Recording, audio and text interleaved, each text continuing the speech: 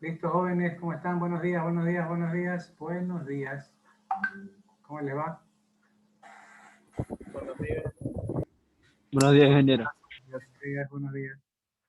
Bien, niños, vamos a tomar la lista rapidito de hasta el CIO. Profe, disculpe, aún hay un compañero que sigue en la sala. Ya les di entrada.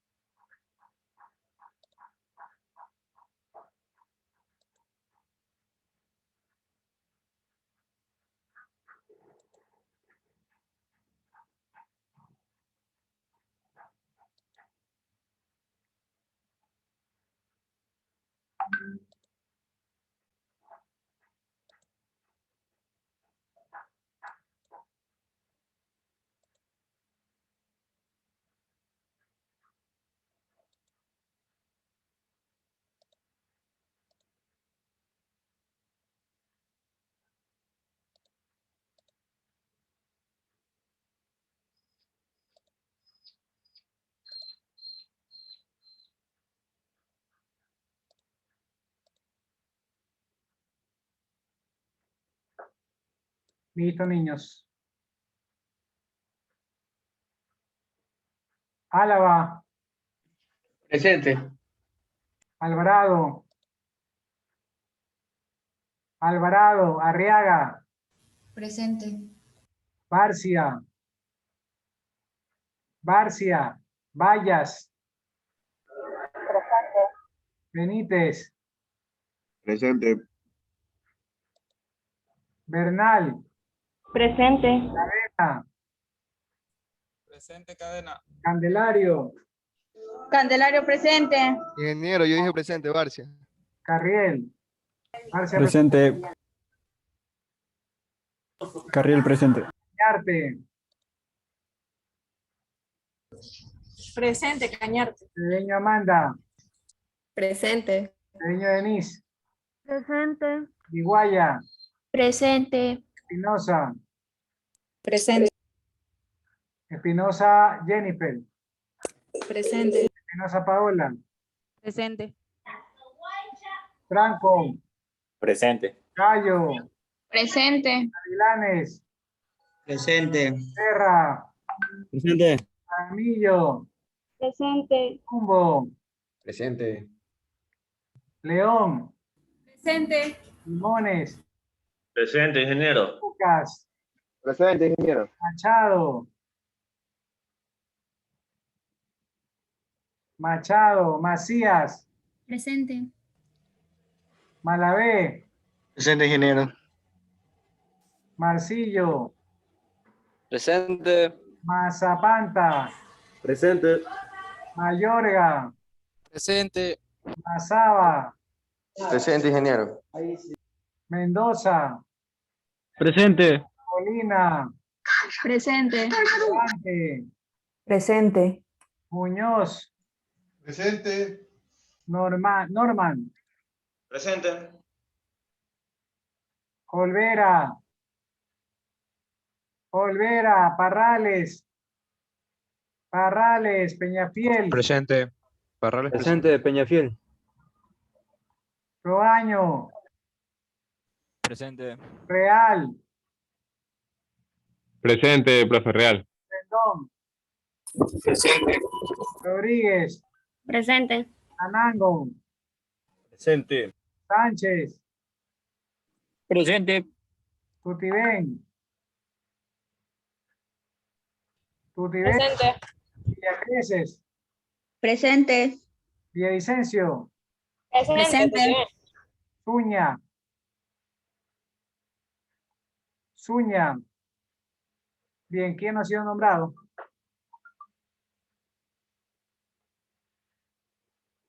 Todos nombrados, ¿eh?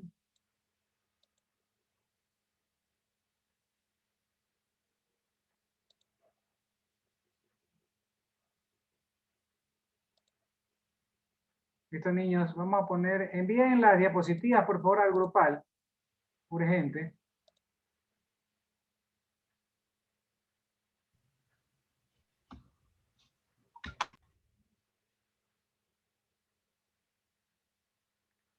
Envíen al grupal, por favor, las diapositivas. Hasta eso vamos a ver los videos de la clase de hoy.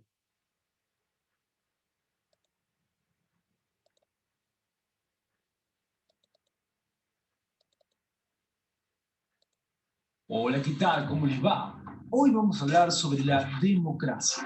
¿Qué se entiende por democracia? Bueno, debemos decir que la democracia es una forma de organización social en la cual la dirección en el poder del conjunto total de la sociedad. La democracia surge con el advenimiento de la formación institucional del Estado Nacional. También decir que las decisiones políticas son tomadas por el Estado y adoptadas por el pueblo a través de los mecanismos de participación, que pueden ser de forma directa o indirecta, confiriendo u otorgando legitimidad a sus representantes. Pero hay más para decir respecto a la democracia, como la definición clásica del señor Abraham Lincoln. La clásica definición de democracia de este personaje dice que la democracia es el gobierno del pueblo, por el pueblo y para el pueblo. Esta frase expresa los fundamentos básicos del funcionamiento de la democracia, su carácter representativo y la elección de los representantes. Las decisiones políticas buscan coordinar las acciones de los ciudadanos. También decir y agregar que esta forma de organización del Estado favorece también un tipo de convivencia entre las personas que parten por respetar las opiniones de los otros, a pesar de ser distintas a las propias, ya que cada uno de los miembros de una ciudad son iguales ante la ley y también libres. Continuemos hablando un poco más sobre la democracia, particularmente sobre sus características, comenzando con la igualdad y libertad. Bueno, se basa en los valores de igualdad y libertad. Estos valores, proclamados en la Revolución Francesa, junto con el de fraternidad, sostienen que todos los hombres son iguales ante la ley y son libres de obrar a su modo, en la medida que ello no vaya en contra de lo legal. Otra característica es la representatividad. Bueno, lo que debemos decir respecto a la representatividad es que el voto libre y secreto es el mecanismo que asegura la representación del conjunto de los ciudadanos en manos de un grupo relativamente reducido de individuos, ya que es imposible que todas las personas participen de las decisiones cotidianas que hacen al funcionamiento de un país. Otra característica que haremos mención respecto a la democracia es la constitucionalidad. Debemos decir que las democracias se apoyan en el principio de la constitucionalidad. Las democracias de hoy se articulan a partir de un texto público que garantiza los principios de la igualdad y libertad, es decir, la Constitución Nacional. Las constituciones de los países democráticos son la garantía del respeto a los derechos de los ciudadanos, incluyendo todo tipo de minorías. Otro elemento que caracteriza a la democracia es la descentralización de decisiones. Bueno, debemos decir que la democracia evita los gobiernos centralizados todopoderosos. Esto lo logra descentralizando las decisiones a niveles regionales, departamentales, entre otros. Otra característica son los derechos humanos. La democracia asegura los derechos humanos básicos. Un sistema democrático siempre otorga la oportunidad de organizarse y participar plenamente en la vida política, económica y cultural de un país, y garantiza la libertad de expresión y culto. Continuemos hablando sobre la democracia directa e indirecta. Bueno, para comenzar debemos decir que la democracia directa es aquella que plantea que los representados de modo presencial deban tomar las decisiones políticas a través del voto. Lo cierto es que esto es inviable en la actualidad, ya que resulta imposible su implementación teniendo en cuenta el número de habitantes de las actuales sociedades. Continuemos hablando sobre la democracia indirecta. Bueno, debemos decir que la democracia indirecta, por el motivo anteriormente mencionado, se adopta en la forma de democracias indirectas de toma de decisiones, es decir, a través de un cuerpo de políticos que dedican su tiempo en la formación sobre estas cuestiones de carácter profesional y que deben ser electos por los ciudadanos para poder luego participar de las decisiones políticas que afectan a la sociedad.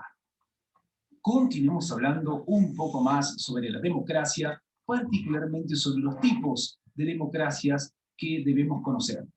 Se reconocen clásicamente tres modelos o tipos de democracias representativas. En este caso haremos mención de tres tipos de democracias, comenzando con el sistema presidencialista. Este se basa en la figura fuerte de un presidente, cabeza del poder ejecutivo, secundando por un grupo de ministros y secretarios que él elige. Otro sistema que haremos mención tiene que ver con el sistema parlamentario. En este tiene un papel central el Parlamento y las facultades del presidente están bastante restringidas. Y por último, el sistema colegiado. Es una combinación de los otros dos. El Ejecutivo está integrado por varias personas elegidas por el Parlamento y se turnan en el ejercicio de la presidencia.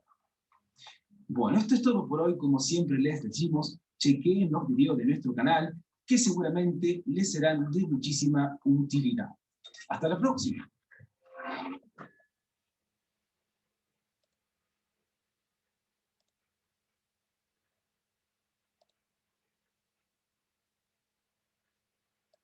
¿Sabías que hay un truco simple que usan los políglotas?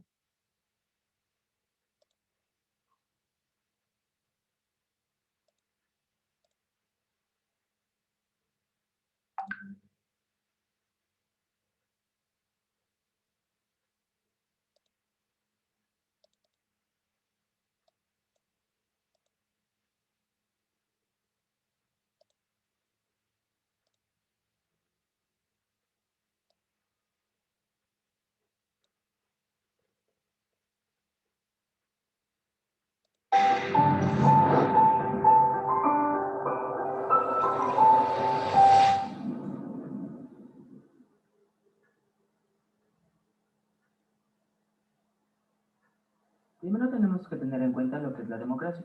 La democracia es una forma de gobierno en la que cualquier persona puede ser elegida como representante político y de igual manera cualquier persona tiene derecho a elegir sus representantes a través del voto popular. La democracia como la conocemos actualmente nace en la Grecia antigua, en ciudades como Atenas o Esparta alrededor del año 300 a.C. Aunque actualmente todos tienen derecho a ejercer el voto, en aquella época esto no sucedía de esa manera, ya que solo el 5% de la población tenía esta posibilidad. Y estos eran varones libres, excluyendo así al otro 75%, que pertenecía a mujeres, extranjeros y esclavos. Al pasar el tiempo, estas limitaciones fueron desapareciendo. Los principios democráticos de libertad, igualdad, fraternidad, solidaridad y bien común se fortalecieron con el cristianismo. Pero estos mismos se debilitaron constantemente en la Edad Media. En el siglo XVIII, las ideas de pensadores como Joan Dussel y Voltaire inspiraron principios democráticos como la división de poderes y la soberanía del pueblo, logrando así que muchas colonias alcanzaran su independencia. En 1789 se da la Revolución Francesa, lo que fue un fuerte impacto en lo que respecta a la democracia. En ella se ve reflejado el deseo que tenía el pueblo para garantizar el sistema democrático como un sistema público, en el que se reconocieran los derechos de la persona por igual. Todos estos sucesos han contribuido a la construcción del sistema democrático, que se maneja en la mayoría de países hoy en día. La democracia representativa es considerada como una de las formas de democracia más eficientes en sociedades de masa, es decir, un gran número de habitantes, argumentando que es una forma muy eficiente de que un número suficientemente pequeño de personas sea elegido en nombre del número mayor. Como ya mencionamos, los representantes son elegidos por el público, como en las elecciones nacionales para la legislatura nacional, y en el caso de ser elegidos también adquieren algunos poderes políticos. Casi todas las democracias occidentales modernas son tipos de democracia representativa. Por ejemplo, el Reino Unido es una monarquía constitucional Irlanda es una república parlamentaria y Estados Unidos es una república federal. El poder de los representantes suele ser restringido por una constitución u otras medidas para equilibrar el poder representativo y evitar así que cometan actos de corrupción. Esto sería lo fundamental que tenemos que saber cuando hablamos de democracia representativa. Ahora, hablemos de la democracia deliberativa. El objetivo primordial de la democracia deliberativa es la mejora de la calidad democrática.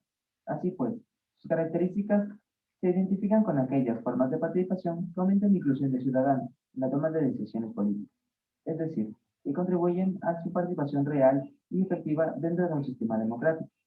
Por consiguiente, las características de la democracia deliberativa hacen referencia a las alternativas que fomenten la deliberación y la justificación pública en la toma de decisiones políticas, incrementando el crecimiento de redes de conversación política entre representantes y representados, para disminuir la distancia entre ambos. De esta manera asignamos 1. Instituciones de democracia deliberativa. Encuestas deliberadas, vías de deliberación, jurados de ciudadanos. 2. Iniciativas de administración electrónica. 3. Programas de democracia electrónica. 4. Análisis de grupo y creación de propuestas políticas. Esto es lo más importante con lo que respecta a la democracia deliberativa. Ahora, los dos tienen algo en común, y ese algo es el voto universal. Es el acto por el cual el pueblo expresa preferencia por una persona, propuesta o partido político de forma secreta. Y en esta forma de participación ciudadana, el sistema político no podría ser llamado democrático, ya que se están cometiendo muchas faltas a sus principios. Con todo esto, llegamos a la conclusión de que el sistema democrático es el sistema de gobierno más viable en la actualidad, por diversas razones, siempre y cuando sea ejercido de manera correcta y responsable, pero sobre todo sin actos de corrupción. Aunque existan casos que afectan la estructura del Estado, somos los ciudadanos los llamados a elegir responsablemente y no caer en las mentiras de los candidatos que solo buscan enriquecer sus bolsillos con el dinero del pueblo. Es hora que despertemos del letargo democrático y pensar cuál es el país que deseamos dejar a las futuras generaciones.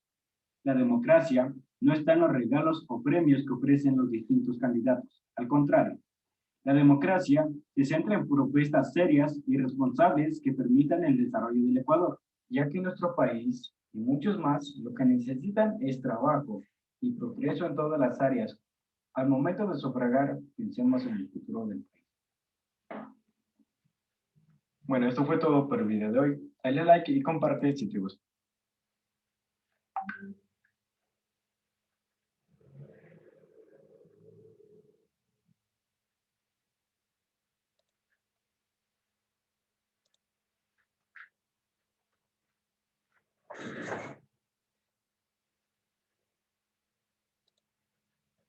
Bien, veamos qué grupos han enviado al WhatsApp. Vamos a ver dónde está mi WhatsApp. Acá está.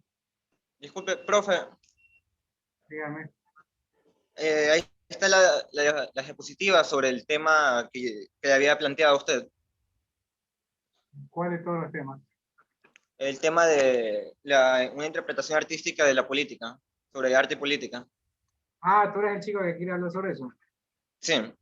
Ya, listo. Yo también le mandé a investigar a mi secretaria sobre Hitler, que había violado los derechos de Hitler. Secretaria, ¿dónde anda? ¿Lo hizo o no lo hizo? De las diapositivas, sí. Ya, Sí. vamos a arrancar. Mande lo suyo y mándelo usted también, caballero. Para arrancar. Ya está, lo mismo ya lo envié. Ya, mándelo, secretaria, para yo también arrancar con eso.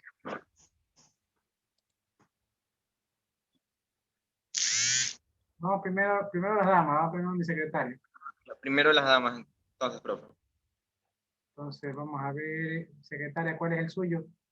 Arte y política, ya, eso es el de usted. El de ella, secretaria, por favor, urgente, urgente. Ya lo voy a enviar.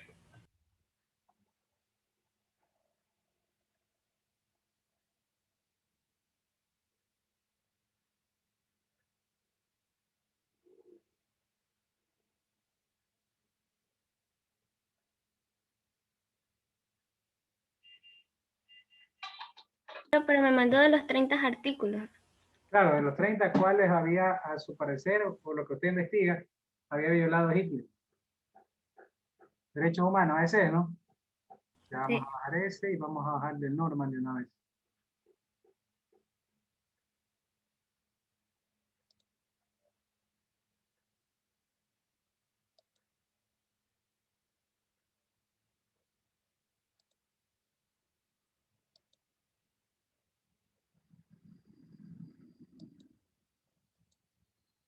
Ya, vámonos a descargas.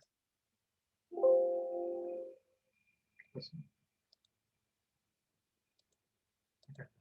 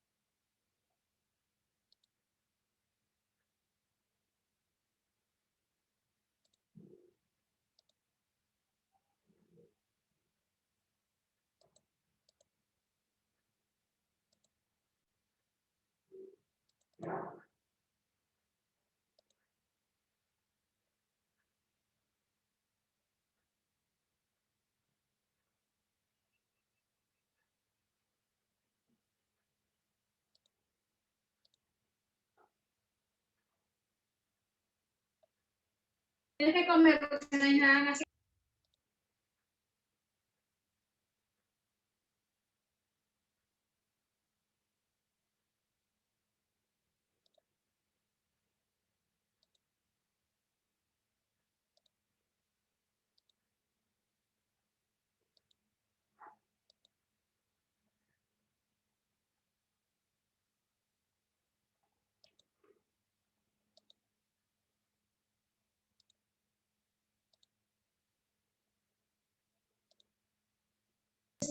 Ingeniero.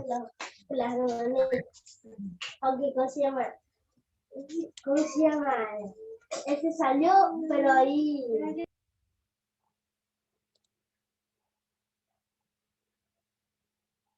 Es que no puedo bajar el archivo del grupo 5. No sé por qué.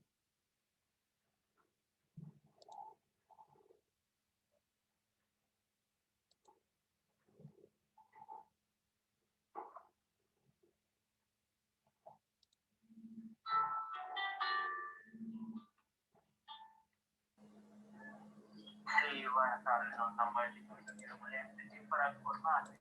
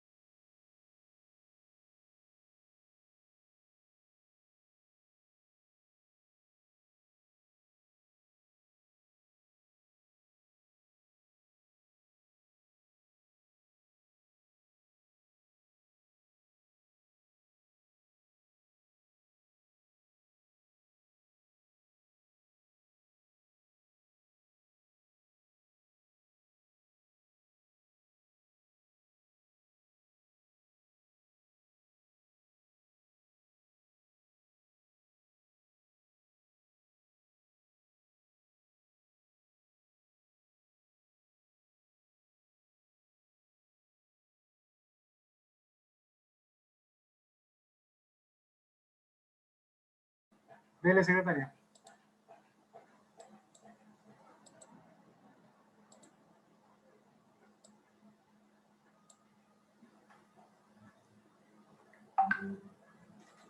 Dele, secre. Bueno, en los 30 artículos de los derechos humanos. Siguiente diapositiva. Artículo 1. Espera. A ver, pero secretaria, yo no le Artículo 1. los 30 artículos, eso ya lo vimos en clase, creo, ¿o no? Lo que le dije es que si le habían violado, Hitler había violado los artículos. ¿Qué artículo había violado? Pero es que, traté de buscar esto, pero me salían los 30 artículos. Pero, ¿y cómo hizo? Cuéntenme. Busqué en el navegador sobre los derechos que había violado Hitler y me salieron los 30 artículos. ¿Te violó los 30 entonces? Bueno, a ver, léalos rápido. Ya. Artículo 1, que es el derecho a la igualdad. Todos los seres humanos nacen libres e iguales y deberían recibir el mismo trato. En el artículo 2, prohibición de la discriminación. Toda persona puede exigir sus derechos, cualesquiera, sea su sexo, raza, idioma, religión, condición social, etc. Bueno, eso sí lo violó Hitler, ¿no? Todos los seres humanos nacen libres, iguales, y deberían recibir un trato, no, porque no trataba por igual a nadie. Todas las personas deben exigir sus derechos, cualquiera es distinto de su sexo, raza. Persiguió a los judíos por la raza, a los homosexuales también los persiguió, a ideología, persiguió a los comunistas. Sí, bueno, ¿qué más? Ya. En el artículo 3, que es el derecho a la vida, toda persona tiene derecho a la vida y vivir en libertad y seguridad. En el artículo 4, prohibición de la esclavitud, nadie tiene derecho a tratarte como un esclavo y tampoco debes esclavizarte a nadie. Toda persona tiene derecho a la vida, a la libertad, esclavizó y mató a los judíos más que nada, ¿no? Prohibición de esclavitud, ahí están violados esos 4 artículos. Dele, ¿qué más? Artículo 5, prohibición de la tortura. Toda persona tiene derecho a la vida y a vivir en libertad y seguridad. En el artículo 6, que es el derecho al reconocimiento como persona ante la ley, en cualquier lugar del mundo deberían recibir la misma protección jurídica que los demás. No había lo mismo, los judíos lo declaró que no eran personas y les quitó las empresas, no podían tener empresas, no podían ni trabajar. Era terrible, entonces él violó todos estos artículos. ¿Qué más? Artículo 7. Protección contra la discriminación. La ley es la misma para todos y debe aplicarse a todos desde la misma manera. En el artículo 8, que es el derecho al recurso ante un tribunal competente, tienen derecho a recibir asistencia letrada y acceso al sistema judicial cuando tus derechos son vulnerados. En el artículo 9, protección ante la detención arbitraria, que nadie puede arrastrarte o detenerte arbitrariamente ni desterrarte de tu país de manera injusta. Bueno, Hitler desterró a muchos del país, muchos tuvieron que salir, huir, aparte los arrestaba sin ningún tipo de orden judicial, sin ningún tipo de motivo o algo malo que hayan hecho. No tenían el derecho a reclamar o el derecho a ir a un tribunal a hacer valer sus derechos, ¿no? Artículo 10. Derecho a una audiencia pública y justa. Los juicios deben ser públicos y han de efectuarse en plena igualdad, a cargo de un tribunal imparcial e independiente. ¿Eso violó Hitler o no? El derecho a la audiencia pública, sí. Claro, porque lo mataba a veces sin me preguntar, y era a libre juicio del militar nazi. Si quería lo mataba, si no lo dejaba vivir, y no había nada que se pueda hacer. Terrible. Sigue. Artículo 11, que es el derecho a la presunción de inocencia. Tienen derecho a que te consideren inocente mientras un tribunal no demuestre lo contrario. Si acusan de un delito, tienes derecho a defenderte. En el artículo 12, derecho a la privacidad. Tienen derecho a protección en caso de que alguien trate de calumniarte, de entrar en tu casa sin permiso o de violar tu correspondencia.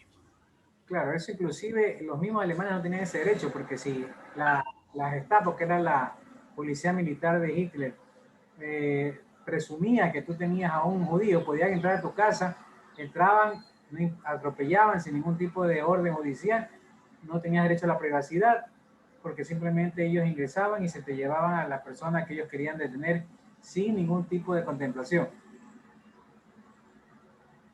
Al judío se lo declaró, Alemania lo declaró culpable, lo declaró que no eran personas. O sea, no tenía derecho a presumirse que era inocente.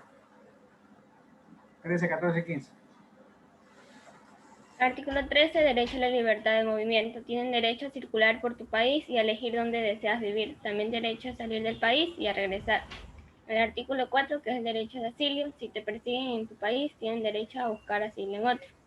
En el artículo 5, que es el derecho a la nacionalidad, tienen derecho a ser ciudadano de un país y a una nacionalidad. Y acá también, en el artículo 13, tiene derecho a la libertad de movimiento. No tenían libertad de movimiento, no podían irse a ningún lado. Los que alcanzaron a huir huyeron a países vecinos, pero cuando Alemania los invadió, también fueron apresados, también fueron perseguidos en los países vecinos.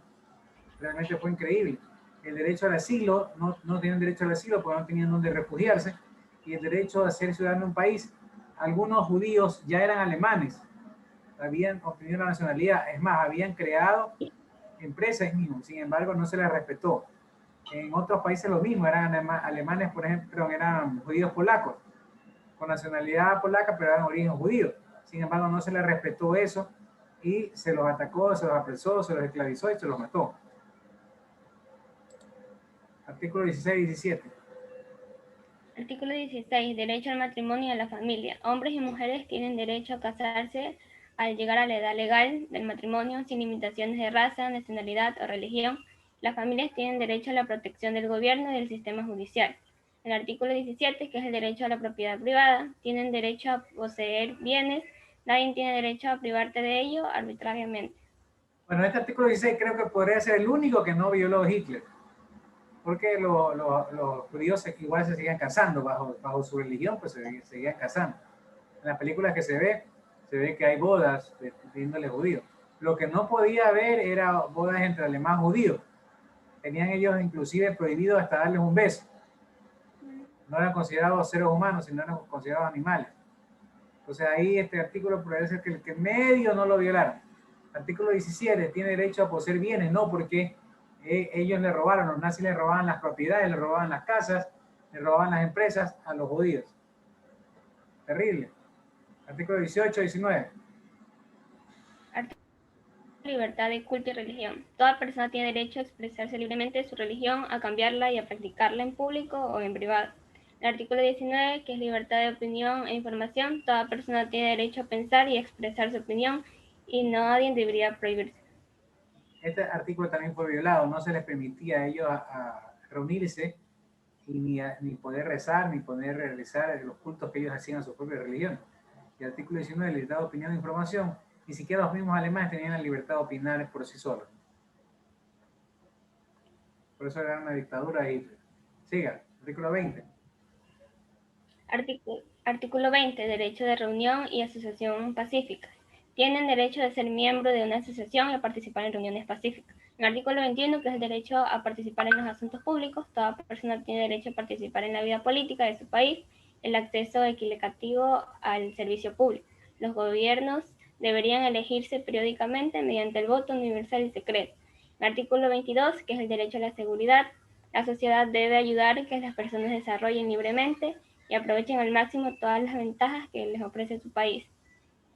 Por supuesto, a nivel de los nazis tampoco los judíos podían asociarse, no tenían derecho a la seguridad social, no tenían derecho a participar en los asuntos públicos, no tenían derecho a reuniones o asociaciones pacíficas. ¿No? Peor eso de ahí, todo eso prohibido. Artículo 23 y 24. Artículo 23, derecho al trabajo. Toda persona tiene el derecho al trabajo en condiciones justas y favorables y a escoger libremente su empleo y percibir un salario que le permita vivir y mantener a su familia. Todos tienen derecho al igual salario por trabajo igual. En el artículo 24, que es el derecho al descanso y al tiempo libre, la jornada laboral no debería ser demasiado larga y toda persona tiene derecho a descansar y a disfrutar de vacaciones periódicas pagadas.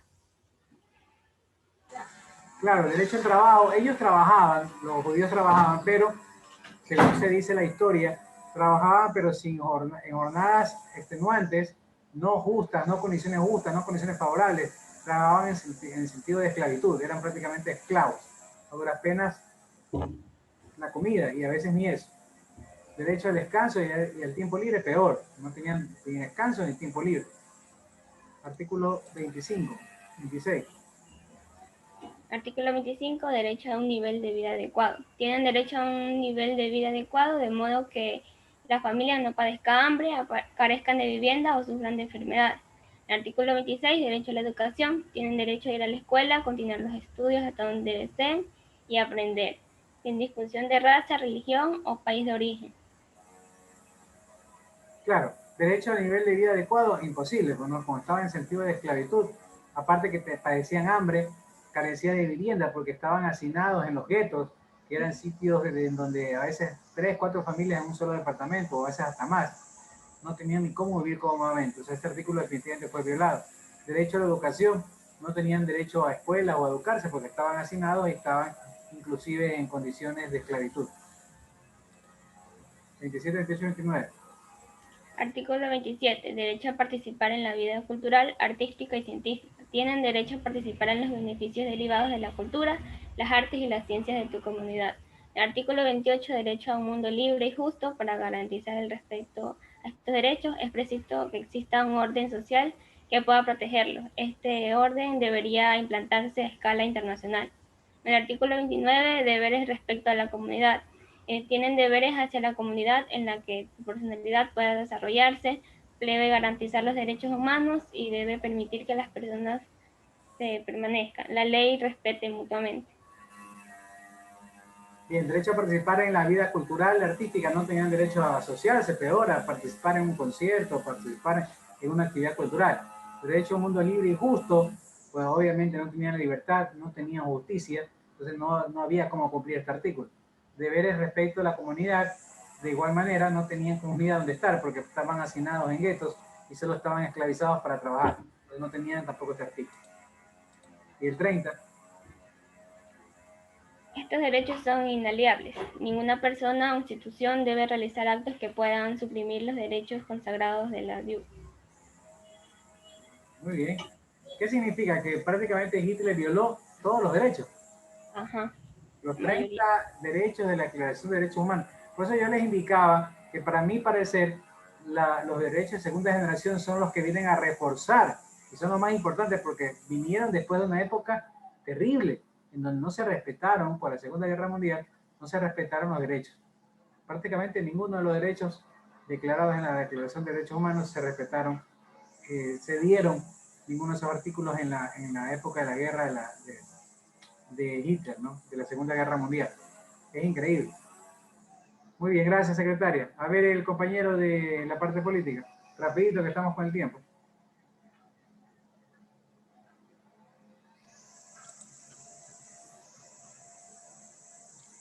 Estoy listo, profe. Ya, déjame abrir la diapositiva.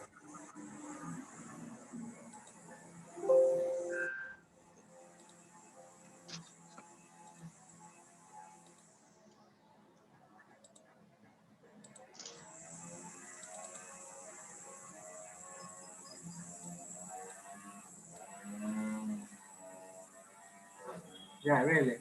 No se demora mucho, tiene 10 minutos, dele. Solo 10, profe. Bueno, profe. Quiero mostrar aquí la relación que existe entre el arte y la política, porque muchas veces lo vemos como el arte es algo, muchas veces las personas ven como algo emocional, algo simplemente estético en cuanto a la belleza, pero no ven la carga ideológica que tiene el arte. Por ejemplo, aquí vemos dos imágenes, una es actual, la de la izquierda, son BTS en unas fotografías de arte conceptual, la cual ya veremos la influencia que tuvo. Y a la derecha vemos un cuadro de Caravaggio. Entonces, ¿qué finalidad tiene el arte? ¿De qué manera podemos encontrar relación con la política? Aquí vemos en la propaganda. Por ejemplo, el cuadro de la derecha es del barroco. ¿Qué función cumplía en ese entonces? En ese entonces cumplía una función de guiar a la gente, guiar a las masas, ya que las masas no podían leer, no eran analfabetas, no tenían otra manera, la manera más fácil para que ellos lograran captar algún mensaje es a través de un lenguaje visual. Por eso en esa época, en el barroco, la pintura se volvió muy expresiva. Expresaba mucho las emociones humanas, pero ¿con qué enfoque? Si pueden ver ahí, es algo tenebroso, oscuro, se ve, hay dolor, le están metiendo un dedo a Cristo en donde está la herida de la lanza. Entonces, el objetivo del arte barroco era hacer que que las personas se sientan culpables, que se sientan pecadoras, que vean el dolor de Cristo, que sientan que están haciendo todo mal y que necesitan quien los guíe, y quien los iba a guiar era la iglesia. Entonces creaban esa necesidad de ser guiados por la iglesia. Siguiente diapositiva, profe. Una pregunta, aquí en estas dos imágenes, en la una tienes un arte contemporáneo, pienso yo, no soy experto, y el otro el arte barroco que dices tú, pero ¿a qué trata de indicar este arte en el lado de acá? Sí, ya voy a eso, pero la pongo al inicio para que luego, después de unas cuantas diapositivas, ya pues al final vuelvo a la primera diapositiva para que vea todo el trasfondo. A ver. Vamos a resumir la historia del arte, vamos a entrar ya de pleno a lo que es el siglo XX. Aquí en el siglo XX empiezan a surgir dos ideologías que hasta la fecha siguen como que en una confrontación. Las ideologías más individualistas y las colectivistas. Aquí vemos, por ejemplo, el cuadro de la izquierda es un cuadro de la Rusia después de la revolución bolchevique. Entonces aquí vemos cómo es un cuadro que alude al trabajo colectivo, alude a la convivencia. Entonces es un cuadro el cual contrasta con el otro, el cual es el famoso Grito de Munch, el cual es un cuadro de la corriente expresionista. La corriente expresionista trata el sentimiento del individuo, lo que ve, no se enfoca tanto en la realidad, trata de dibujar la realidad, lo que trata de transforma la realidad en base a las emociones. Entonces es más individualista el trabajo y va acorde a la ideología que tienen en ese entonces. Aquí quisiera empezar a despejar algunas dudas que todo el mundo suele tener acerca de lo que es el arte contemporáneo, el arte moderno, que ven manchas, ven un montón de cosas que aparentemente no tienen sentido, pero no saben por qué se originó eso. Entonces aquí puedo explicar un poco el origen de todo ese arte contemporáneo que hay ahora, que parecen ser un montón de galimatías. Entonces, aquí vemos en el arte donde dice el individuo es expresionista. Este arte corresponde a lo que son las vanguardias artísticas que empiezan en el siglo XX, que son una continuación de lo que fue el impresionismo. Aquí pasa algo interesante, para que vean cómo influye hasta la economía y la tecnología en el arte. En el siglo XIX se inventa la fotografía, en el inicios del siglo XX ya empieza también a difundirse eso. Entonces el arte al inicio era representativo, era figurativo, trataba de copiar la realidad. Ahora, entonces, una vez que se inventaba fotografía, ya los artistas se quedaban como que sin trabajo, porque la cámara podía hacer lo mismo que hacían ellos, más barato y más rápido. Entonces ahí empiezan a cuestionarse para qué pintar, para qué el arte. Entonces los impresionistas entonces empiezan a transformar la realidad, a distorsionarla. Por eso los cuadros impresionistas, el más famoso que puedo mencionar, Van Gogh, ustedes ven que sus cuadros no son una representación fiel de la realidad, sino que ya la van transformando a través de una visión más particular, más individual y más libre. Entonces se va transformando la pintura porque ya no es necesario representar la realidad tal y como es. Ahora lo que hay que hacer es irla transformando según la visión del pintor. Y ahí es que surge también la figura del pintor de manera más individual. Por ejemplo, si les pregunto sobre nombres de pintores, siempre serán pintores de pintores occidentales, porque un poco en Oriente la figura del pintor, la personalidad no destaca tanto, es más la obra colectiva. Es más lo que hace un movimiento artístico en sí, varias personas lo que lo componen, mientras que en el arte occidental destaca más la persona, el individuo. Siguiente diapositiva, profe. Aquí ya vamos avanzando en las décadas. Esto aquí ya es justamente en la época después de la guerra, después de la Segunda Guerra Mundial. Aquí va a haber cosas curiosas. Aquí ya se marcan ya las ideologías, ya se marcan de manera muy explícita. ¿Por qué se empieza esa abstracción del arte? Como mencionaba, ya el arte dejaba de ser representativo, dejábamos de representar figuras de la realidad porque ya la cámara lo hacía, y ahora acá ya en los años 40 y 50 ya había un montón, ya habían cámaras de video, ya había televisión, ya estaba desarrollándose inclusive el internet ya poco después de la guerra, entonces ya no era necesario representar la realidad tal y como era, y más aún después de la realidad tan cruda que habían vivido durante la Segunda Guerra Mundial, entonces se optó aún más por alejarse de la representación de la realidad para tratar de superar lo que había pasado. Entonces se empieza a desarrollar aún más la abstracción. Pero hay dos tipos de abstracción, que es muy curioso. Está la abstracción, el cuadro de la izquierda es de un artista ruso.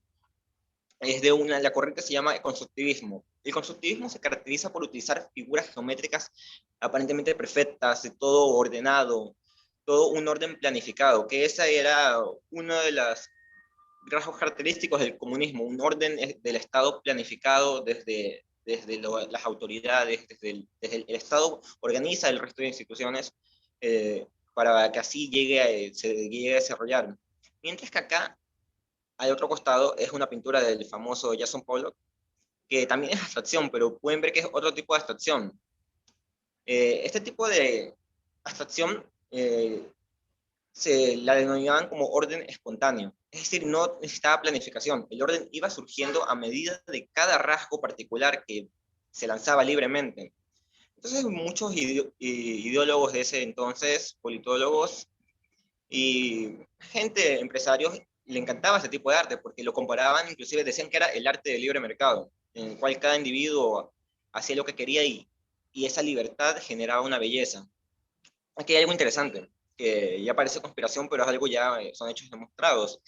Este artista Jackson Pollock surgió justamente, se hizo popular en los años 40, fue como un ataque cultural hacia lo que era Rusia en ese entonces. ¿Sí? Ahí pueden ver una abstracción ordenada y una abstracción bastante caótica. Eran contrapartes, era parte de la guerra entre comunismo y capitalismo que había por eso, que empezaba a gestarse en esos años y que terminó desarrollándose su culmen en los años 80. Aquí, estos artistas, esta contracultura que hubo en el arte contra el comunismo, fue dirigida por la CIA. El MoMA, el Museo de Arte de Nueva York, que hasta la fecha es uno de los más representativos de Estados Unidos, surgió justamente en esa época y fue financiado, de hecho lo fundó prácticamente de la familia Rockefeller, de la cual Nelson Rockefeller en ese entonces era parte de la CIA también. Entonces la CIA se encargaba de la propaganda, de la parte cultural, de la guerra cultural que había en ese entonces. Entonces veían que en el arte había una gran influencia en cuanto a la ideología, porque, aunque parezca sorprendente, en los años 40, años 50, el poco tiempo después de la guerra, la mayoría de empresarios de Estados Unidos tenían ciertas tendencias o conexiones con comunistas. Por eso esa gran cacería de comunistas que hubo en esos años no era así por pura paranoia, sino porque realmente había bastantes empresarios y personas destacadas que tenían conexión con intelectuales rusos.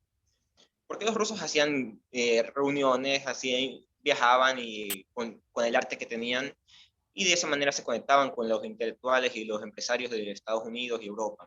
Entonces la CIA se dio cuenta de lo que estaban haciendo, entonces dieron esta guerra cultural, esta contracultura ante el arte ruso. Siguiente diapositiva, pro.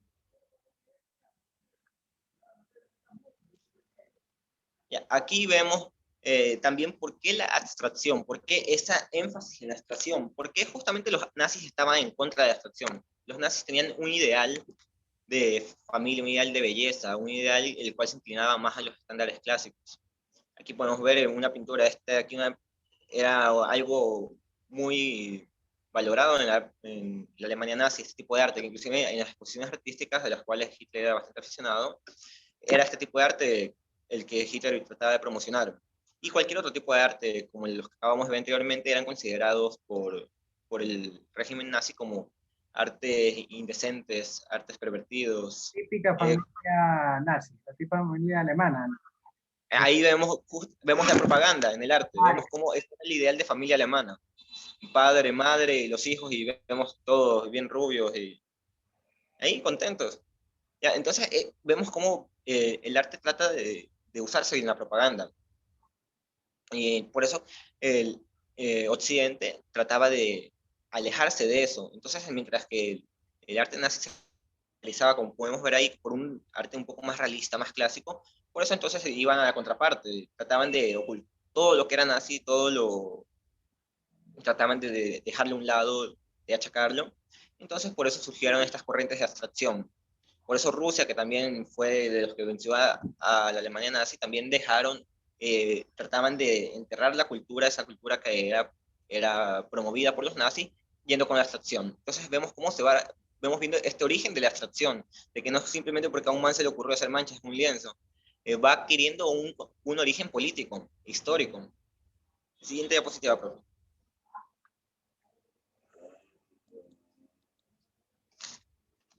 Ahora sí, ya entramos a Guayaquil, ya entramos a nuestro país, los años 70. ¿Qué pasó en los 70?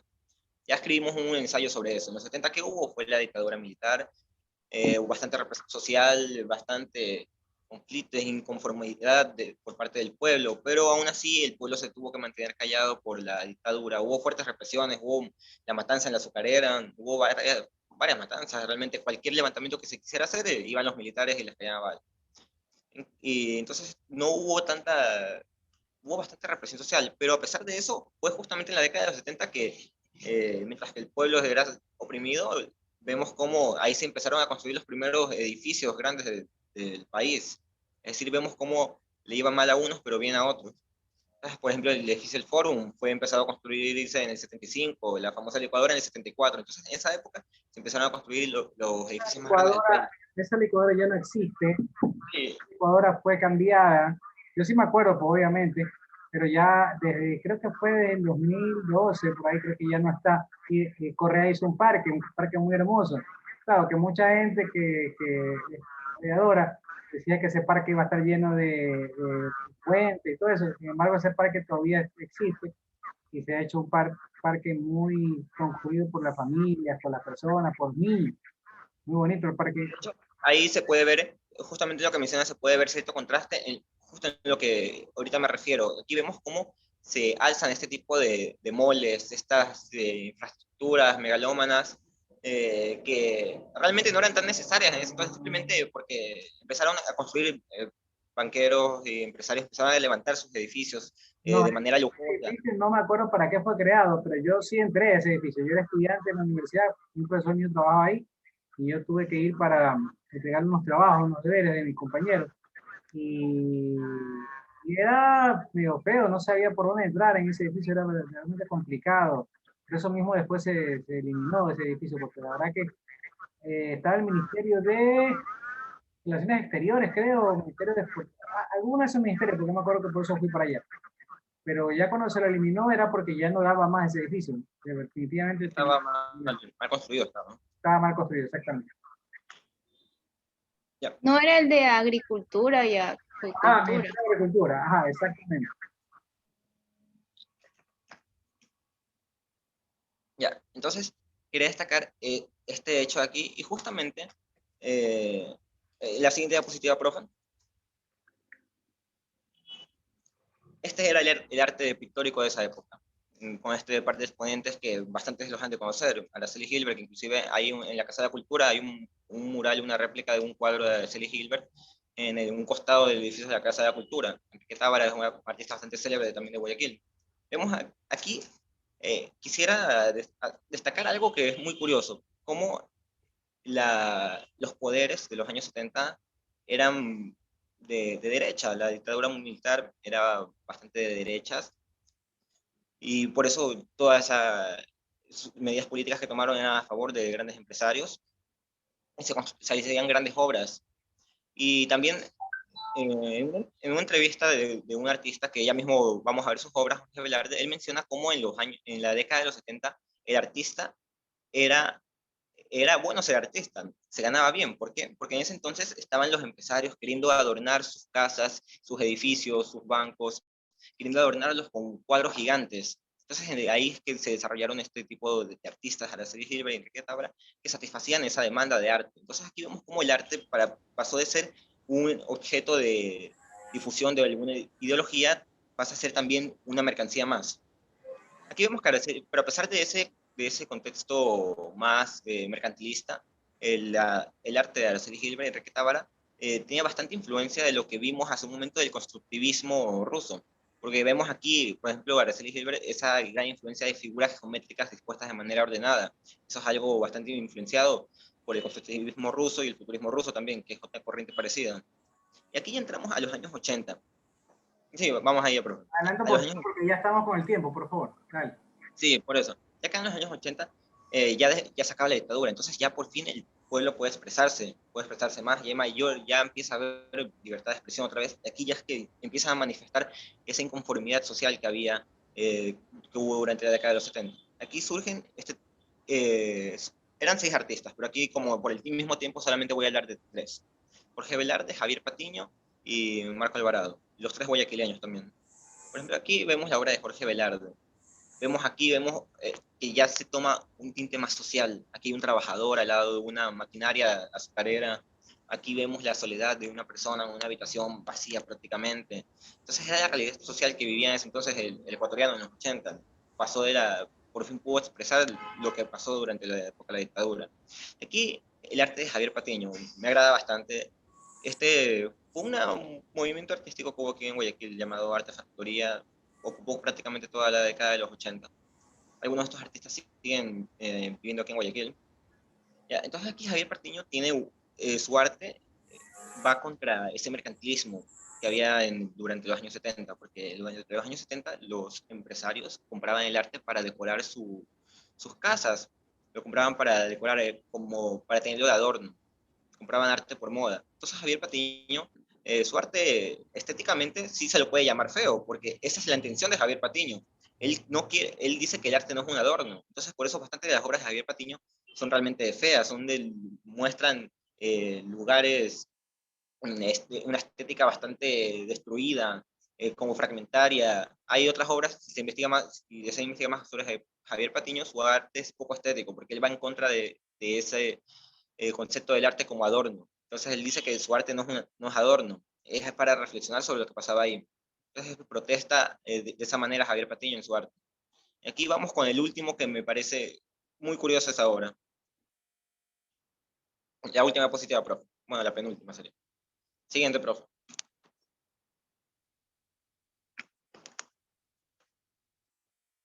Profe, siguiente diapositiva.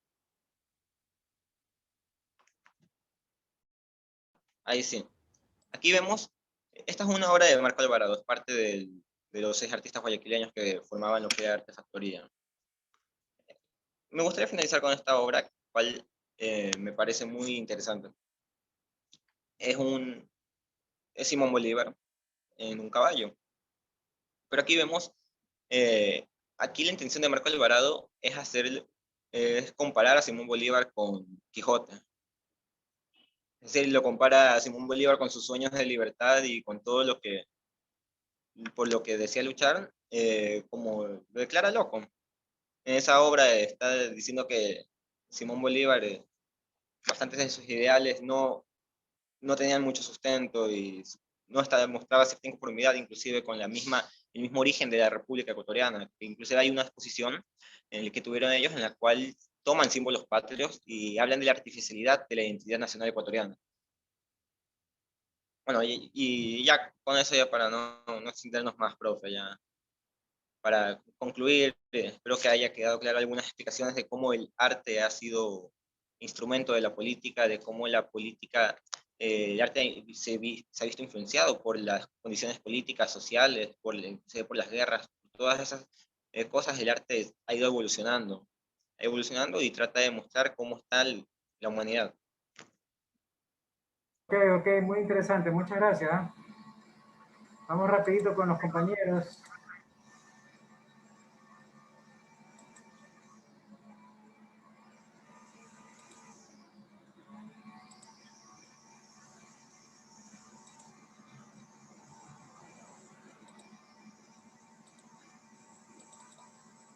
Olvera, Cedeño, Lucas, Norman y Sebastián. Dale, toca repetir a Morgan.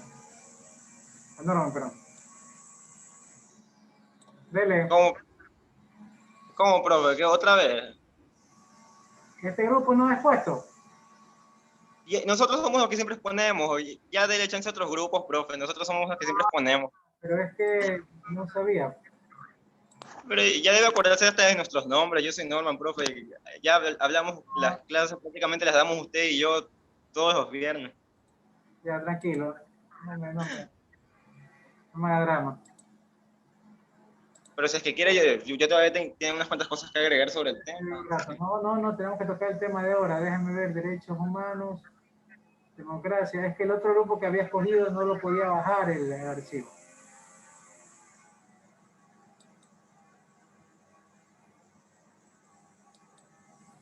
Vamos a ver si se bajó este de aquí.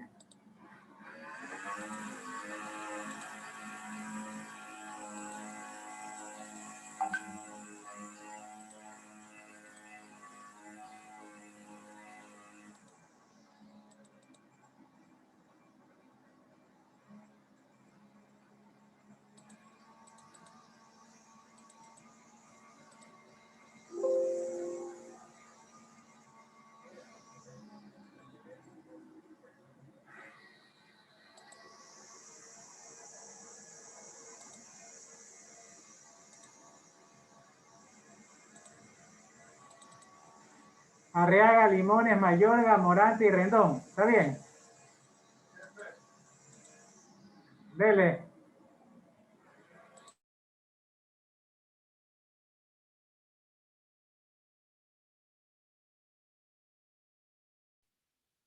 Buenas tardes, ingeniero. Buenas tardes, compañeros. A ver, ponga.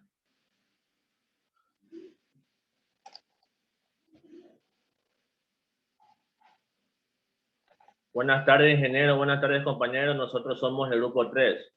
Y el tema es origen, significado en la democracia moderna y procesos democráticos. Autores: Arriaga Torres Ashley, mi persona, Limones Orlando Yean, Mayorga Contreras Anthony, Omar Rendón y Mari Morante. Origen de la democracia. Siguiente diapositiva, por favor.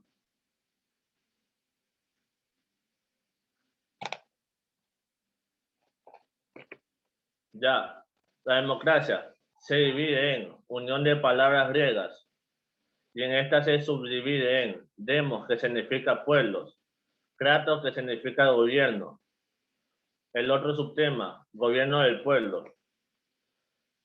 Democracia se origina en la Grecia antigua, especialmente en las polis de Atenas, entre los siglos 7 y 5 antes de Cristo. La burguesía en los países europeos occidentales del siglo XVIII tomó el espíritu de la democracia ateniense como un modelo. Siguiente diapositiva, ingeniero, por favor.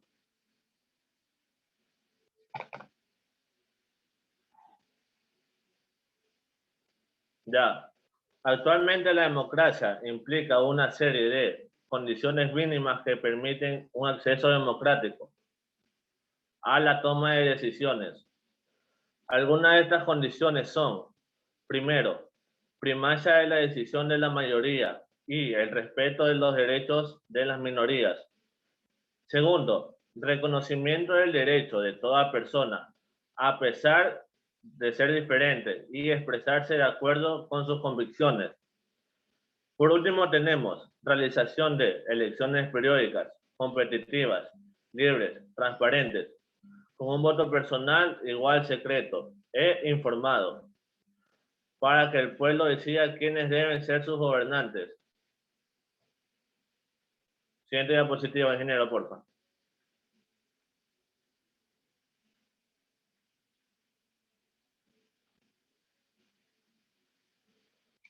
Ya, los elementos claves para una democracia moderna, para que se cumpla una democracia moderna son: primero, construcción que defina los deberes y derechos de todo ciudadano y las funciones del Estado.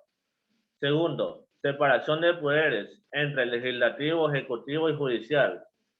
Tercero, los derechos iguales. Y por último tenemos el derecho igual del voto. De aquí concluyo mi exposición, ingeniero. Gracias. A continuación, mi siguiente compañero. Buenos días, ingeniero. Buenas tardes. Yo voy a hablar sobre el significado de la democracia. La palabra democracia proviene de la palabra griega demos, que es decir, persona, y kratos, que significa poder.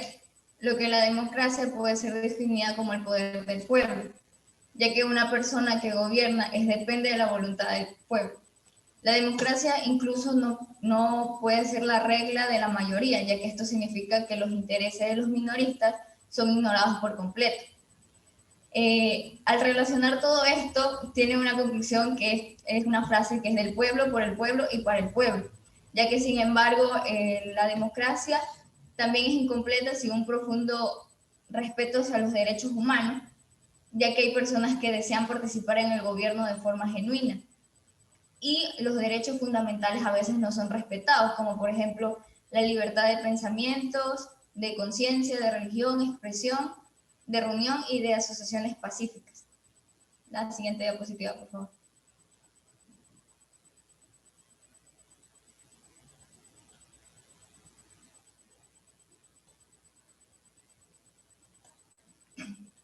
Las características de la democracia.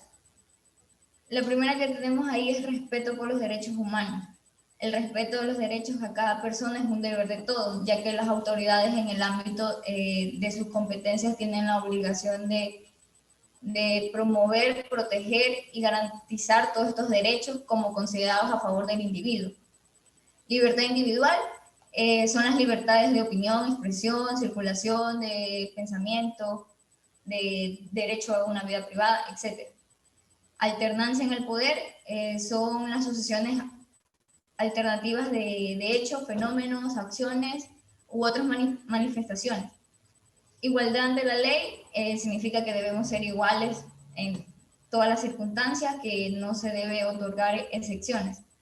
Libertad de prensa y opinión, eso es cuando se puede expresar libremente sin temor a una represalia sobre la opinión que nosotros estamos dando. Limitación de poderes de los gobernantes es cuando las funciones y poderes ejercidos en el Estado están limitados o restringidos por la ley. Gracias. A continuación, mi compañero.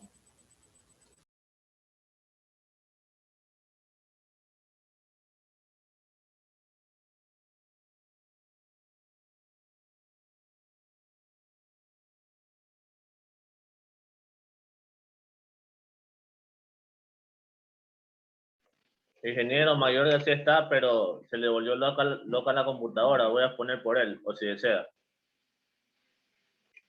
Sí, no hay problema, ponga por él. Ya, voy a poner por mayor, ya que la computadora le está poniendo ahorita. Bueno, valores fundamentales en una democracia. La libertad es fundamental para un sistema democrático, pues garantiza al individuo la posibilidad de autogobernarse.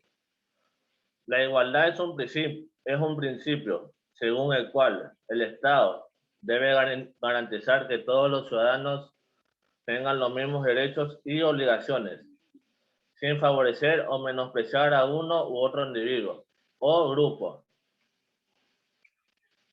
La justicia, el Estado de Derecho, la legalidad y su institucionalidad, permanencia y estabilidad son fundamentales para la existencia de una democracia, ya que ésta no puede existir si no hay respeto a los derechos y a las libertades de los ciudadanos. Respeto. Dentro de una democracia, las relaciones a nivel social e interpersonal deben encontrarse dentro de un marco de respeto mutuo. Siguiente diapositiva, ingeniero, por favor.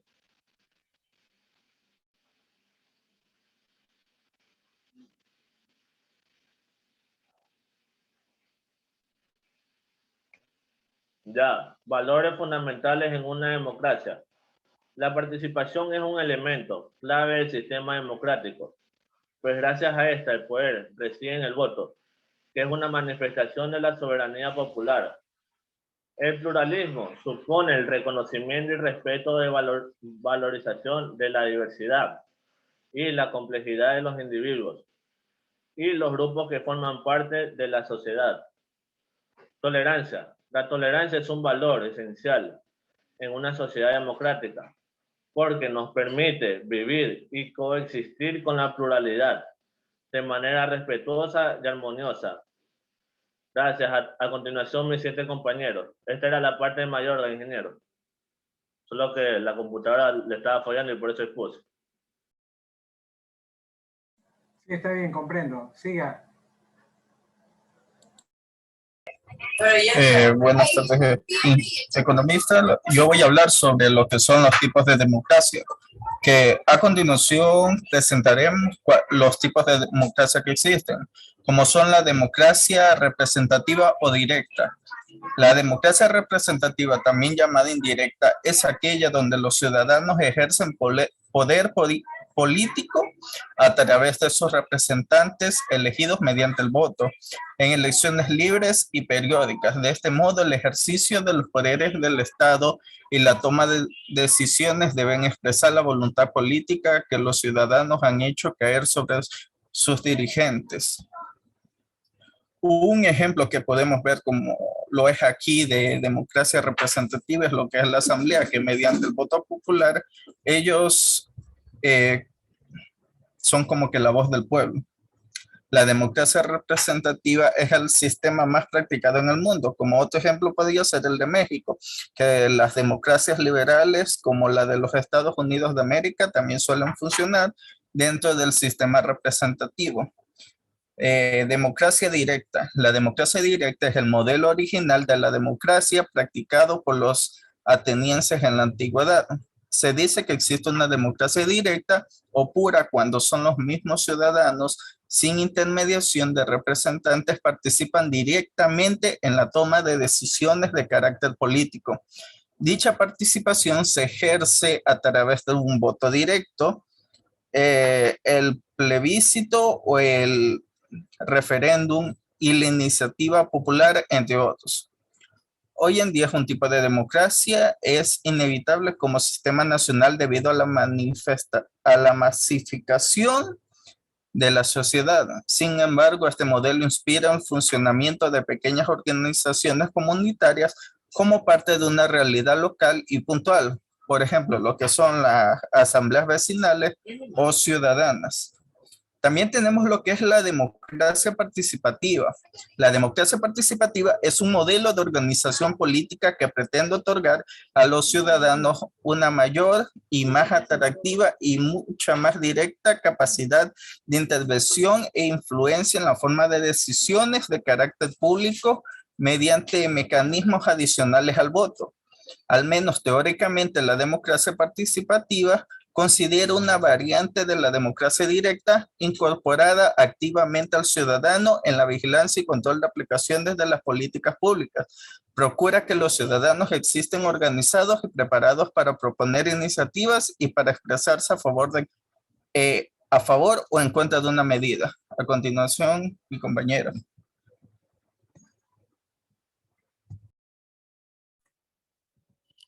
Buenas tardes, economista, compañeros. Soy María Elisa Morante.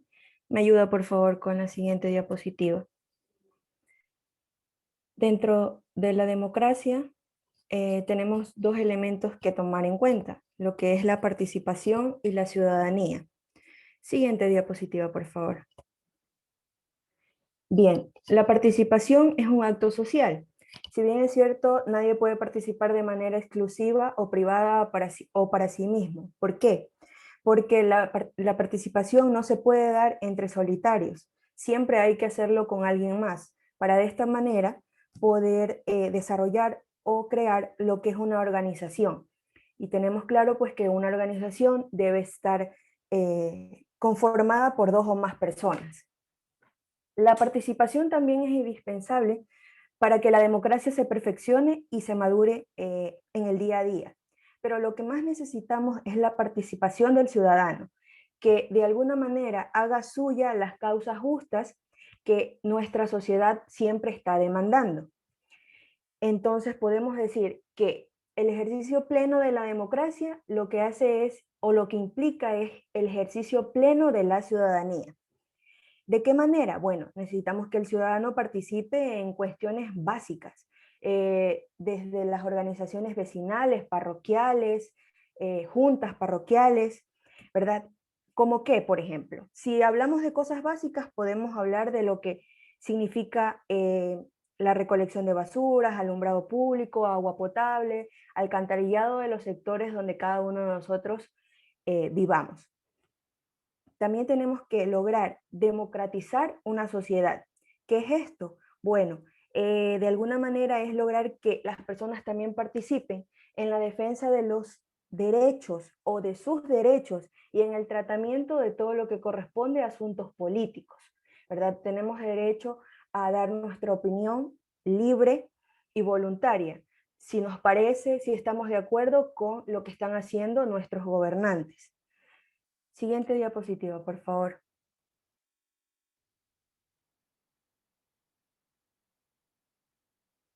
Bien, pero participar también significa formar parte. ¿Pero formar parte de qué? De grupos, de asociaciones, de la familia, de la escuela, perdón, de la ciudad, del país. Pero esto también conlleva a algo, que nosotros, si bien es cierto, debemos formar parte de algo, pero esto implica tomar parte de algo, ¿verdad? nosotros podemos llevar a nuestros hijos a la escuela, ¿verdad? Pero eso no implica que debemos dejarlo en la escuela y ya, y que la escuela haga el resto. No. Los padres deben asistir a las reuniones, estar involucrados en el desarrollo de sus hijos, en el desarrollo que ellos tengan a nivel social, a nivel individual. Otra forma de participar es dar parte. ¿Qué significa esto? Es comunicar hacia las personas, ¿verdad? Es poner en práctica el juego democrático, que es de formar parte, participar, dar parte dentro de una sociedad. La democracia siempre va a estar en construcción y todos los ciudadanos tenemos derecho a una participación social, política, cultural, ¿verdad? Pero a veces no todos tienen la igualdad de oportunidad, ya sea para opinar y para participar. Entonces, esto es lo que la democracia debe mejorar. Y los entes de esta democracia somos nosotros. Somos nosotros los que tenemos que construir día a día una mejor democracia, ¿verdad? En el que todos existamos, que no haya autoritarismo de ninguna manera, ni a nivel social, cultural, de ninguna manera. Muchas gracias, economista.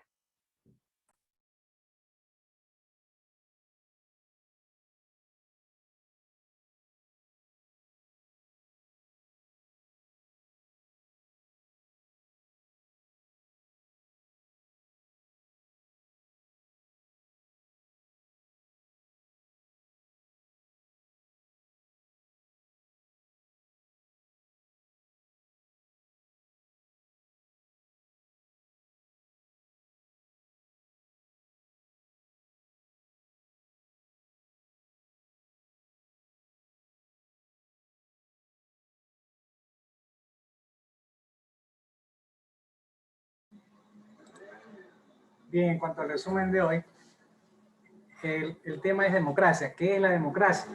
Vamos primero a la definición que ya la hemos escuchado antes, que demos significa pueblo y cracia significa gobierno, gobierno del pueblo, ¿no? Básicamente, se supone que todas las decisiones que se toman o la participación que realiza el gobierno es con el pueblo.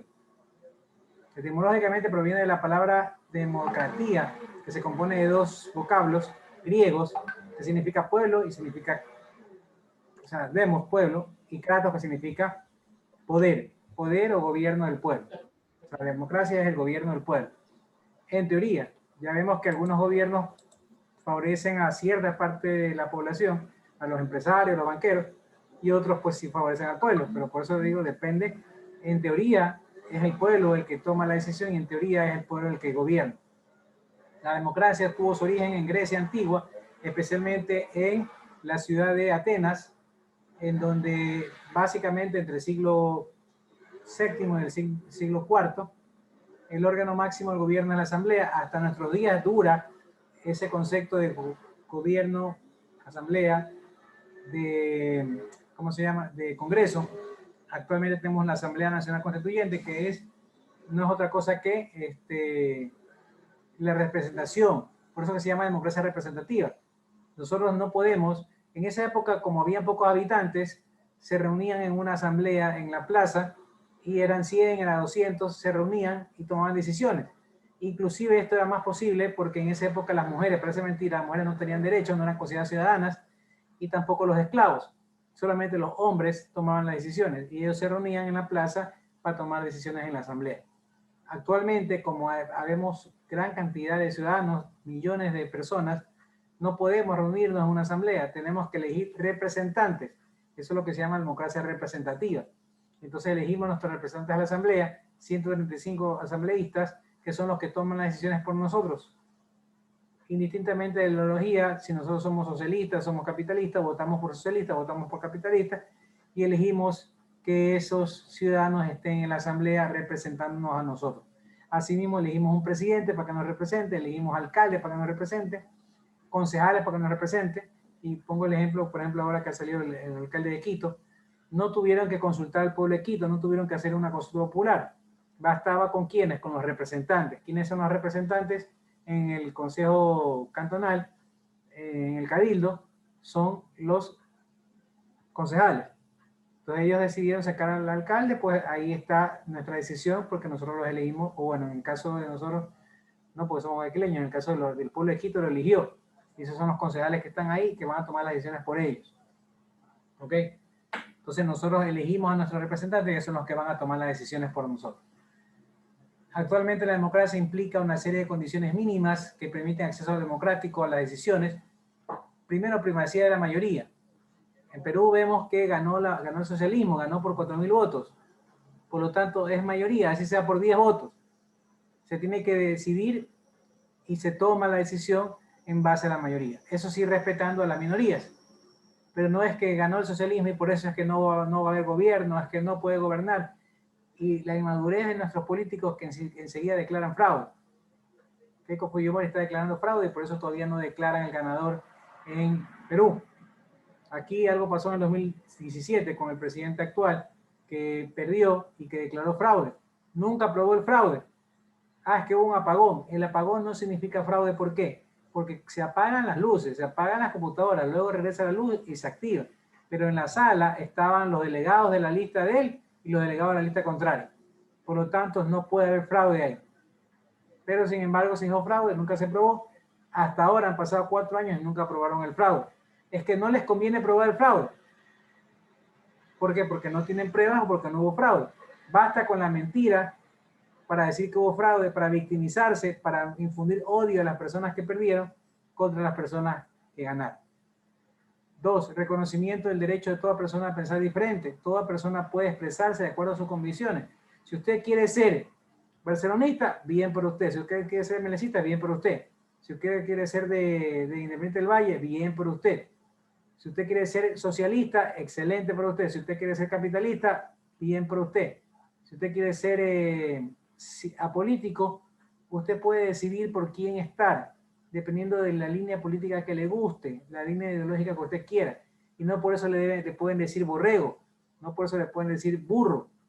Lamentablemente aquí se presiona mucho, hay una presión social, inclusive en redes, que te bloquean o te borran si eres de otro partido o si eres socialista, porque solo quieren imponer sus odios o quieren imponer su pensar, cuando deben respetar. Y eso lamentablemente hay mucho en las redes sociales, mucho en las páginas que son pagadas por los partidos políticos para que ataquen y para que mientan hacia otro partido político. Es increíble cómo se dio en las elecciones pasadas y las anteriores. 3, realización de elecciones periódicas competitivas, libres, transparentes, con voto personal, igual, secreto, informado. Usted tiene que informarse. Lamentablemente nosotros no nos informamos mucho. Queremos o exigimos buenos políticos, sin embargo son políticos que a veces no tienen ni título. No exigimos que tengan maestría, no exigimos que tengan PhD. Basta con que sea bachiller y ya lo elegimos presidente, lo elegimos concejal o lo elegimos asambleísta. No le exigimos que tenga cursos de capacitación, no le exigimos que tenga cursos de ética, no le exigimos nada. Es increíble. Y elegimos a gente de televisión, elegimos a futbolistas, elegimos a gente de farándula, elegimos a gente que no está preparada para asambleísta. ¿Culpa de quién es? De nosotros, de los medios de comunicación que nos venden la idea de que es bonito votar porque el de TikTok, el político que va en TikTok y está en una patineta, qué lindo que es juvenil. Tiene 50 años y es juvenil porque anda en patineta. Y los jóvenes votan por el TikTok. O te pones a hacer muecas en TikTok. Está lindo el precio haciendo muecas en TikTok. Votemos por él. O sea, realmente lo que necesitamos es que se gobierne y que nos hagan obras. Obras para el pueblo. Falta agua, falta carretera, faltan hospitales, faltan policía. La delincuencia está increíble, está terrible. Y sin embargo, pues, tenemos a nuestros políticos todavía faranduleando en las redes sociales. Entonces, debemos exigirle más. Cuando elijamos a un político, debemos exigirle el currículo. ¿Qué hizo? ¿Qué no hizo? ¿Qué estudió? ¿Qué estudios tiene? No, es que no importa porque Steve Jobs fue millonario y era solamente bachiller. Sí, pero eso es un ejemplo de 1 en 1 millón. Pues entonces, ¿para qué estás estudiando? Porque no seas profesional. No seas profesional porque tú puedes ser como Steve Jobs o puedes ser como Bill Gates y puedes ser millonario. Ese no es el mensaje. El mensaje es que tienes que estudiar y tienes que hacer un título universitario. Y después, si se puede, un PhD o una maestría. Si en el camino hiciste bien las cosas e hiciste plata, chévere. Pero no es el mensaje, porque la mayoría del pueblo, la mayoría del pobre, solo sale adelante con los estudios, con la educación. No sale adelante solamente emprendiendo. El emprendimiento tiene que ir de la mano con ¿qué? Con mucho conocimiento, con estudios, o con reunirse, unirse con gente que sepa. La garantía de la competencia pacífica, el diálogo, la negociación entre ideas. La idea es que yo te gano porque yo estudié más, porque tengo mejores ideas, porque tengo una mejor propuesta. Pero lamentablemente en política ahora es te gano o vota por mí porque el otro es feo, vota por mí porque el otro es gordo, vota por mí porque el otro es negro, vota por mí porque el otro es corrupto, vota por mí porque el otro es socialista. Ten miedo porque el socialismo es malo, vota por mí. O sea, votas por uno o dicen votan por mí, candidato, no por los beneficios ni por las cualidades buenas que tenga. Vota por mí porque el otro es malo. O sea, a ese nivel se llega. Nosotros deberíamos instruirnos para la votación, a saber a quién elegimos. Si elegimos a alguien que haya estudiado, que se ha preparado, alguien que vaya a la asamblea y realmente vaya a hacer un cambio por el país. Pero lamentablemente no lo elegimos. Lo elegimos porque es más bonito, porque está en televisión, porque lo vi en una novela, y ese político llega por las casas, visita los barrios, y la gente se va a tomar los selfies. Es como que lo pongan de candidato a Luisito Comunica. ¿Se acuerdan cuando vino acá a Ecuador? En Las Peñas. La gente haciendo colas y haciendo grupos para tomarse fotos porque él había llegado un gran famoso. Bueno, por un lado, bueno, es famoso, chévere. Pero imagínense que lo elijamos por ser famoso como político. Que fuera ecuatoriano y lo dejamos para ser político. Así es la novelería a veces las personas. Y después nos quejamos por la clase de políticos que hay. Porque elegimos por la fama, por lo conocido, más no elegimos por que estén preparados. Cuarto, distribución del poder que permite a las autoridades que se controlen mutuamente. Claro, entre autoridades de distintas ideologías se pueden controlar. El problema es cuando se ponen de acuerdo y hay un acuerdo colusorio de entre ellos solaparse. Como por ejemplo tuvimos un contralor que anterior que fugó, que es corrupto, el Poli. Ahora tenemos al contralor Celi, que también es corrupto. Y estuvo 4 años siendo contralor. Y el contralor subrogante, o sea, el Congreso no eligió, o en este caso el Consejo de Participación no eligió al nuevo contralor, cuando lo debía haber elegido. Estaba un contralor suplente, que resultó corrupto. Imagínense. Y todas las autoridades, viva la fiesta, nadie se puso a decir, oye, eso está mal. Bien, elementos claves de una democracia: la separación de poderes, una constitución. Tenemos la del 2008 que es socialista, la de 1998 era capitalista, la del 2008 ya es socialista y que es hasta la actual vigente, tiene ya 12 años, va a cumplir 13 años de vigencia la constitución actual. Separación de poderes, parlamento, gobierno y tribunales, derechos igualitarios, no esclavitud y no privilegios, derecho igual al voto, la persona puede votar por A, B, C o D, puede votar blanco o puede votar nulo, pero tiene derecho al voto. Los procesos democráticos actualmente, bueno, se aceleran con los avances espectaculares de la ciencia, los avances tecnológicos. Pero ustedes se imaginan que los avances tecnológicos que ha habido y que ahora hay hasta voto electrónico en nuestros pueblos, que nuestros políticos que no son maduros, que por cualquier cosa dicen fraude. Si hubiera voto por correo como en Estados Unidos o voto electrónico, ¿se imaginan que dirían fraude solamente porque hay un apagón o solamente porque un correo llegó tarde? Entonces eso es lo peligroso de ese tipo de avances tecnológicos, o que puedas votar por el celular. Sería increíble que entras a una página web y tú votas. ¿Para qué tienes que ir a la votación? Si lo puedes hacer por correo, lo puedes hacer virtualmente.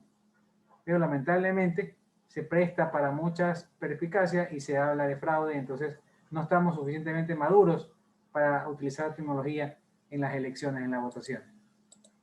Bueno, lo vamos a dar ahí porque estamos con el tiempo, me faltó 2 diapositivas.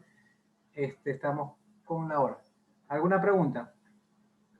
Profe, disculpe. Dígame. Yo soy Mayorga, lo que pasa es que no puedes poner porque tengo problemas con la computadora. No sé si mis compañeros le dijeron. Sí, sí me dijeron, haga un favor, grábese su espacio, la parte que le tocaba, grábese y lo sube ahí en el Moodle, ¿ya?